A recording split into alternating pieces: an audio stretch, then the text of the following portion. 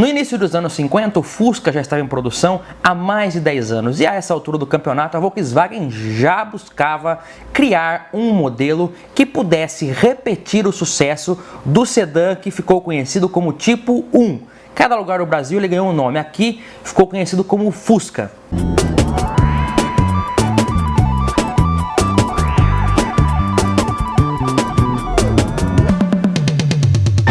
Olha só, esse é o canal PL para você. Se você está chegando agora, peço que se inscreva, conheça o nosso canal Sessão Nostalgia. Temos também agora o canal Fora da Rota, que é um outro canal nosso também, canal de explorações e aventuras. Convido vocês a se inscreverem lá também. Olha só, à medida da situação que você tem um produto de muito sucesso, como foi o Fusca, por exemplo, um sucesso assim estrondoso, uma popularidade enorme, a empresa por si só acaba ficando refém daquele produto e fica aquele fantasma no ar da dificuldade que vai ser num futuro breve, a médio e longo prazo, de você criar um produto novo que possa substituir o produto que está na atualidade fazendo um enorme sucesso à altura. Veja só, na tentativa você fica refém com aquela dúvida. Nossa, o Fusca, vamos supor, usar o exemplo da Volkswagen, o Fusca está fazendo um enorme sucesso lá naquele tempo.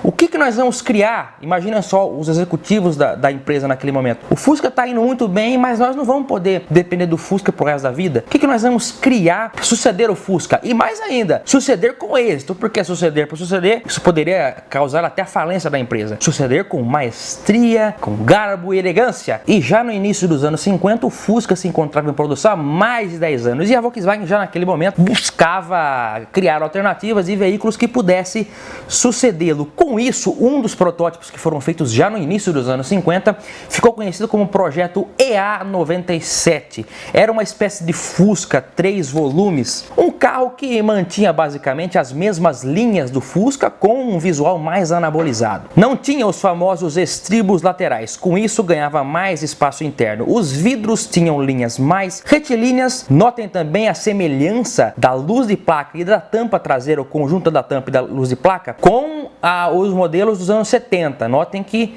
são bem parecidos realmente. Porém, esse, como muitos outros que nós vamos mostrar aqui, não foram para frente. Fica aí o registro então. Em 1955 surgiu o projeto EA48, que na verdade esse daí tinha a proposta de ficar abaixo, posicionado abaixo do Fusca, uma espécie de subcompacto. O mini Volkswagen tinha motor dianteiro bicilindro de 800 cilindradas e apenas 18 cavalos de potência. O conjunto frontal de capô e paralamas era uma peça única que basculava para frente. Devido à baixa potência, o projeto foi cancelado logo no início. Olha só, agora esse projeto foi uma das respostas ao pedido de Nordhoff. Esse era o chefão da Volkswagen na época e ele que realmente ordenou que se buscassem alternativas para substituição a longo prazo do Volkswagen, né? E uma dessas respostas foram o projeto EA4712. Suas linhas em forma de bala lembram bastante a do clássico Karmann Ghia.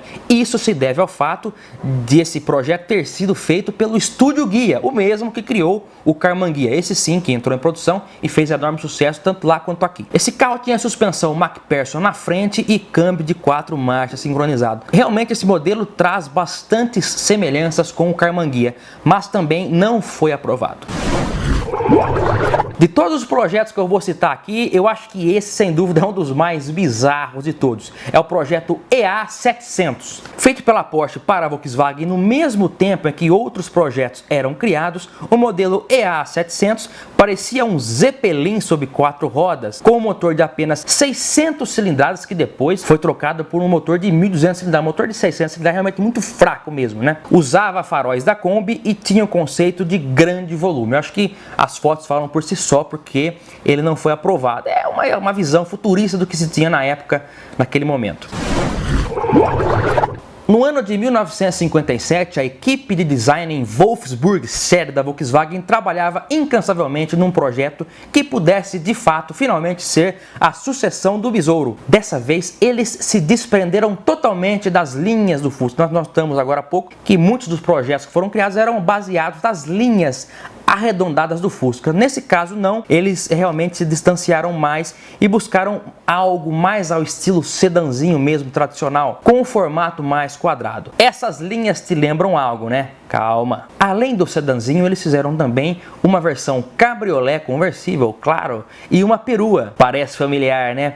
Esses três modelos foram cancelados por um simples motivo. Ao mesmo tempo em que esses carros estavam sendo desenvolvidos, várias equipes desenvolviam projetos, né? Ao mesmo tempo em que esses carros estavam sendo desenvolvidos, já estava em pleno andamento o desenvolvimento da linha Type 3, que é aqueles veículos que seriam produzidos a partir de 1961, como o Volkswagen 1500. E esses carros eram muito parecidos, o projeto E97 com a linha Type 3 realmente eram muito semelhantes. Por essa razão, a Volkswagen temia que pudesse haver uma canibalização de mercado interna e que um carro roubasse vendas do outro. Por essa razão foi dado preferência para a linha Type 3, que de fato entrou em linha e ficou até meados dos anos 70, e a linha EA97 foi cancelada. Mas agora uma curiosidade muito legal, que é a respeito dessa semelhança que você observou. Eu garanto que esse projeto EA97 é familiar para você que é fã da Volkswagen. Apesar do projeto EA97 ter sido cancelado lá nos anos 50, lá na Europa, gente, esse projeto serviu de base para a Volkswagen do Brasil. Aqui em São Bernardo do Campo, o pessoal de lá usou esse projeto E97 como base para a criação do Volkswagen 1600 4 portas no ano de 1968, que ficou conhecido como Zé do Caixão. Também deu origem à Variant, o TL, a família de carros da Volks que nós tanto gostamos e conhecemos. Eu inclusive tenho uma TL aqui também. Eles pegaram esse carro e com algumas alterações, é claro, a mais evidente delas, eu acho que de início, torna-se que no projeto original o farol era redondo, aqui passou a ser quadrado. Em 1970 já passou aquele farol duplo, né? E em 1972, final de 71, foi lançado aquela frente cabeça de bagre, aquela frente baixa.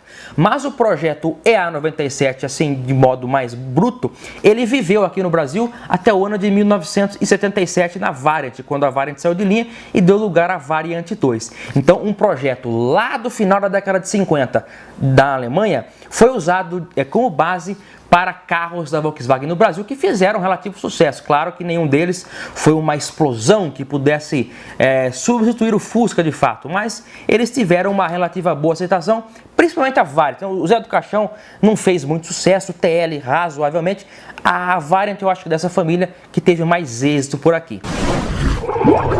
Na mesma época que a equipe lá da Alemanha desenvolvia esse projeto EA97, também teve uma outra equipe que desenvolveu um projeto EA53. Esse, por sua vez, era feito pela Porsche mesmo. A Porsche também desenvolvia projetos a pedido da Volkswagen. Esse daí tinha base de monobloco, não usava chassi nos modos originais do projeto do Fusca mesmo. Mas esse daí também foi abortado porque era muito pesado para o motor de 1.100 cilindradas. O mesmo problema atingiu os modelos EA53 desenvolvidos pela Ghia. O estúdio Ghia também desenvolveu projetos, uns carros até interessantes, com designs bem sessentistas, se podemos dizer assim, mas de baixa potência. Isso fez com que em 1962 o motor tivesse a cilindrada aumentada de 1.100 para 1.285, praticamente 1.300, que deu origem ao projeto EA158. Olha só, eu falei tanto EA, números tal, esses números não seguiam muita lógica mesmo. EA para cá, EA para lá, é uma loucura. A Karmann Ghia por muitos anos